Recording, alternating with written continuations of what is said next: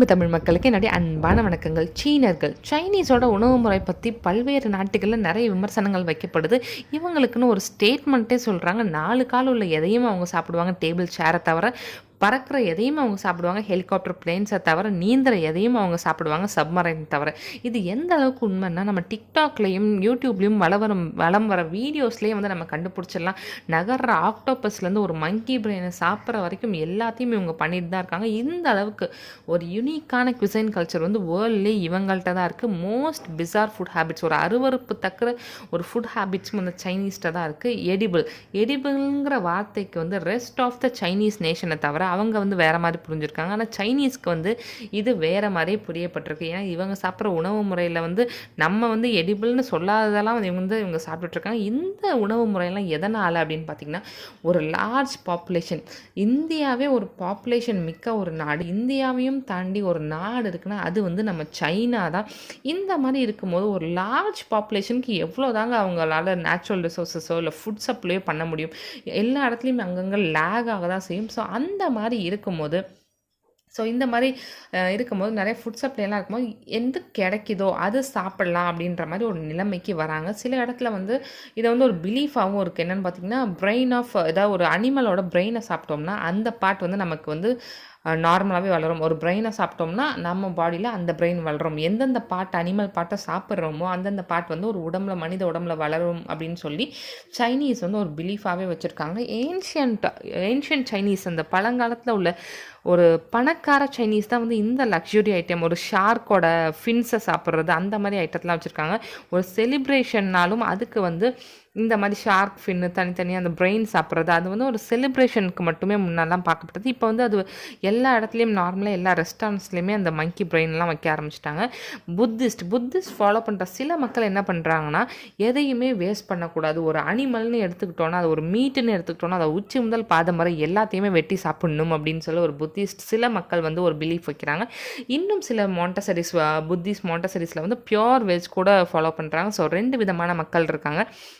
இப்படி வளர்ந்து வந்துட்டே இருக்கிற ஒரு பாப்புலேஷனை வந்து இவங்களால் மீட் பண்ணவே முடியல. ரொம்ப அந்த ஃபுட் சப்ளையும் நேச்சுரல் ரிசோர்ஸும் ரொம்பவே கம்மியாகிட்டு இருக்கும் போது, நார்மலாகவே தெரியும் ஏஷியாவில் சேர்ந்த எல்லா மக்களுமே வந்து ரைஸை வந்து ரொம்ப யூஸ் பண்ணுவாங்க. இவங்களும் அப்படி தான். ரைஸ் எதனாலும் ஏதோ ஒரு ப்ரோட்டீன், ஏதோ ஒரு மீட்னாலுமே ரைஸ்க்கு வச்சு சாப்பிட்ற பழக்கம் முடியவங்க அந்த காலத்துலேருந்து இந்த காலம் வரைக்கும்.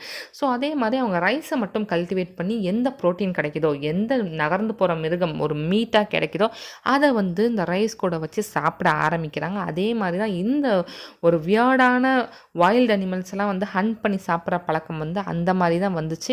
ஸோ இப்படி வளர்ந்துட்டே இருக்கும்போது எது கிடைக்குதோ, எந்த ஒரு மீட் கிடைக்குதோ, ப்ரோட்டீன் நம்ம உடம்புல ஒரு சக்தி வேணுன்றதுக்காக அப்படி கிடைக்குதோ அதெல்லாம் சாப்பிட ஆரம்பித்தாங்க மக்கள். ஸோ இந்த மாதிரி பாப்புலேஷன் வந்து எக்ஸ்ட்ரீமாக போயிட்டே இருக்குன்னு சொல்லும்போது ஒரு கவர்மெண்ட் வந்து ஒரு நடவடிக்கை எடுக்கிறாங்க. அது என்னன்னு பார்த்தீங்கன்னா, பாப்புலேஷன் பிளானிங். இந்த பாப்புலேஷனை எப்படியாவது குறைக்கணும் அப்படின்னு சொல்லிட்டு ஒரு நாடுன்னு இருந்தாலே நாட்டில் வந்து இந்த பாப்புலேஷன் பிளானிங், ஃபினான்ஷியல் பிளானிங் அது மாதிரி நிறையா இருக்கும். ஸோ அதே மாதிரி இந்த பாப்புலேஷன் பிளானிங் வந்து ரொம்பவே எக்ஸ்ட்ரீமாக சைனாவில் வந்து கடைப்பிடிக்கப்படுது. என்னன்னு பார்த்தீங்கன்னா, வேர்ல்ட்லேயே ஒரு எக்ஸ்ட்ரீம் பாப்புலேஷன் பிளானிங்க்கு எக்ஸாம்பிள்னால் சைனாவோட இந்த ஒன் சைல்டு பாலிசியை தான் சொல்லணும். 1979 இதை வந்து முதல்ல கொண்டு வந்தாங்க. இந்த ஒன் சைல்டு பாலிசியை எந்த ஒரு ஃபேமிலியாக இருந்தாலும் ஒரு ஆண் பெண் கல்யாணம் பண்ணிக்கிட்டால் அவங்க வந்து ஒரு சைல்டுக்கு மேலே கண்டிப்பாக பெற்றுக்கவே கூடாது அப்படின்னு சொல்லி ஒரு பாலிசி கொண்டு தான். அப்படியே உங்களுக்கு செகண்ட் சைல்டு ஆகிட்டாலும் அதை வந்து அபார்ட் பண்ணுற மாதிரி அந்த மாதிரி ஒன் சைல்டு பாலிசிங்க வந்து ரொம்பவே ஸ்ட்ரிக்டாக கடைப்பிடிக்கப்பட்டிருந்துச்சு. ஒன் சைல்டு பாலிசிஸை வந்து ஊக்கப்படுத்துறதுக்காக 5 yuan ஒரு மந்த்லி ஒரு ஃபேமிலிக்கும் யாருக்கெல்லாம் ஒன் சைல்டு இருக்கோ அவங்களுக்குலாம் 5 yuan வந்து கொடுத்துட்டு இருந்தாங்க. அப்புறம் ஒன் சைல்டு க்ளோரி சர்டிஃபிகேட் அப்படின்னே வந்து கொடுக்கப்பட்டதாக சொல்லப்படுது. அதுக்கப்புறம் பார்த்திங்கன்னா இதுக்கு வந்து நிறைய சைடு எஃபெக்ட்ஸும் இருக்குது, நிறைய அட்வான்டேஜஸும் இருக்குது. அட்வான்டேஜஸ் என்னென்னு பார்த்தீங்கன்னா, 4 மில்லியன் பேர்ட்ஸை வந்து 400 மில்லியன் பேர்ட்ஸை வந்து இவங்க வந்து ப்ரிவென்ட் பண்ணியிருக்காங்க. 400 மில்லியங்கிறதும் ரொம்பவே அதிகம் தான். ஸோ இந்த மாதிரி இந்த ஒன் சைல்டு பாலிசியால் இவ்வளோ பேர்த் வந்து ப்ரிவெண்ட் ஆகிருக்கு. அதுக்கப்புறம் இது மாதிரி ஏதாவது ஒரு திட்டம் போட்டாலே ஹியூமன் ரைட்ஸ்லேருந்து எல்லோரும் வந்துடுவாங்க, சரியா? ஸோ அதே மாதிரி இவங்களும் ஹியூமன் ரைட்ஸ்லேருந்து வந்து இது மாதிரி ஒரு ஃபேமிலியோட ஒரு சைல்டோட அலவன்ஸை வந்து நீங்கள் வந்து டிசைட் பண்ணக்கூடாது. இது வந்து ஹியூமன் ரைட்ஸையே வந்து வயலேட் பண்ணுற ஒன்று அப்படின்னு சொல்லி இந்த பாலிசி ஒன் சைல்டு பாலிசி வந்து 2015 வந்து எடுக்கப்படுது. அதுக்கப்புறமா செகண்ட் சைல்டும் வந்து பெத்துக்கலாம் அப்படின்னு சொல்றாங்க. ஸோ இந்த மாரி ஒன் சைல்ட் பாலிசி வந்து ரொம்ப காலமாவே இருந்து, இதோட சைட் எஃபெக்ட் என்ன ஆயிடுச்சுன்னு பார்த்தீங்கன்னா, ஏதோ ஒரு அந்த எக்கானமில வந்து ரொம்ப எஃபெக்ட் ஆயிட்டு பார்த்துச்சு.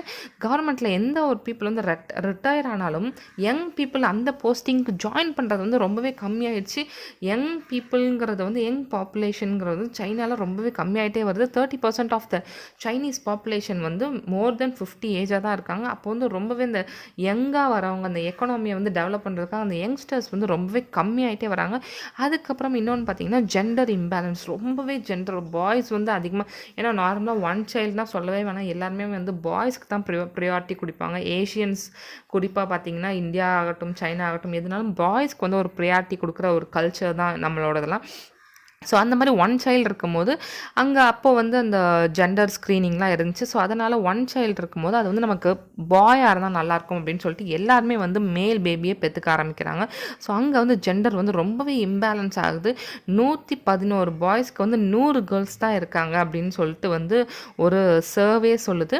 30 மில்லியன் பாய்ஸ் அதிகமாக இருக்காங்க. ஒரு யங் பாப்புலேஷன் அந்த 2020 வரை எடுத்த சர்வேவில் வந்து ஒரு யங் விமன் பாப்புலேஷனை விட 30 மில்லியன் யங் பாய்ஸ் இருக்கிறதா சொல்லப்படுது. ஸோ இந்த மாதிரிலாம் வந்து ஒரு பாப்புலேஷனை கண்ட்ரோல் பண்ணுறதுக்காக சைனீஸ் வந்து ரொம்பவே கஷ்டப்பட்டுருக்காங்க. பாப்புலேஷனை கடைசியில் குறைக்கவும் இல்லை, அதுக்கான சைட் எஃபெக்ட்ஸையும் அவங்க ஃபேஸ் பண்ணிட்டு வந்திருக்காங்க. ஸோ இதனால் இந்த மாதிரி ஒரு பாப்புலேஷன் தான் வந்து இந்த மாதிரி அவங்க வியர்டான அனிமல்ஸ் சாப்பிட்றதுக்கு ஒரு மெயினான காரணம் அப்படின்னு சொல்லப்படுது. ஸோ இப்போ வந்து டாப் 5 இவங்க சாப்பிட்றதுல வியர்டான ஒரு வைல்டு அனிமல்ஸில் எதெல்லாம் வந்து வைல்டோ சீ ஃபுட்லேயோ எது வந்து ரொம்ப வியர்டாக இருக்குன்னு பார்த்தீங்கன்னா, டாப் 5 நம்பர் 1 வந்து லைவ் ஆக்டோபஸை வந்து ஒரு குக் கூட பண்ணி சாப்பிட மாட்டாங்க, அப்படியே லைவாக சாப்பிட்றாங்க. மங்கி பிரெயின்ஸ் சர்வ் பண்ணுற ரெஸ்டாரண்ட்ஸ் வந்து இன்னும் சைனாலேயும் மலேசியாஸ்லேயும் நிறையா இருக்குது. அதுவும் ஸ்கல்லோடு எடுத்துகிட்டு வந்து தரதாகவும் நம்ம வந்து அந்த மங்கி பிரெயினை வந்து ஸ்பூனால் சாப்பிட வேண்டியதாக இருக்குது. அப்புறம் ஸ்னேக்கோட ஹார்ட், எலிக்குட்டி, நீங்கள் இப்போ கூட நீங்கள் வந்து யூடியூப்லாம் எடுத்து பார்த்தீங்கன்னா தெரியும், எலிக்குட்டியை வந்து அப்படியே லைவாக சாப்பிட்றாங்க. நம்ம முன்னால் ஒரு காலத்தில் வந்து எபோலான்ற ஒரு கொடிய நோய் பரவிட்டு இருந்துச்சு. இது வந்து இந்த வவ்வாலை வந்து குக் பண்ணாமல் சாப்பிட்டனால தான் வந்து இந்த எபோலாங்கிற கொடிய நோயும் பரவச்சுன்னு சொல்லப்படுது. நம்ம எந்த ஒரு மீட்டாக இருக்கட்டும், எதை வேணால் நம்ம வைல்டு அனிமல்ஸ் ஆகட்டும், எதிர்காகட்டும், வைல்டு அனிமல்ஸ் ஹண்ட் பண்ணுற பழக்கம் வந்து நம்மளோட கல்ச்சர்லேயுமே வந்து முன்னால் இருந்திருக்கு. எது ஒன்றா இருக்கட்டும், அது ஒரு ப்ராப்பராக குக் பண்ணி சாப்பிட்டா அதில் எந்த ஒரு கொடிய வைரஸாக இருந்தாலும் அது வந்து கண்டிப்பாக வந்து அழிஞ்சிடும். ஒரு 100 டிகிரிக்கு மேலே அதால் தாங்க முடியாது. ஆனால் எந்த அளவுக்கு நம்ம குக் பண்ணாமல் ரொம்ப இம்ப்ராப்பராக அதை வந்து ஹேண்டில் பண்ணுறோமோ அந்த அளவுக்கு தான் இந்த மாதிரி கொடிய வைரஸ்லாம் நிறையா வருது அப்படின்னு சொல்லி இந்த வீடியோ நான் முடிக்கிறேன். ஸோ அதுக்கு முன்னால் நீங்கள் இந்த சேனலை சப்ஸ்கிரைப் பண்ணுங்க, மறக்காமல் அப்படின்னு சொல்லி சப்ஸ்கிரைப் பண்ணுங்கள். நன்றி, வணக்கம்.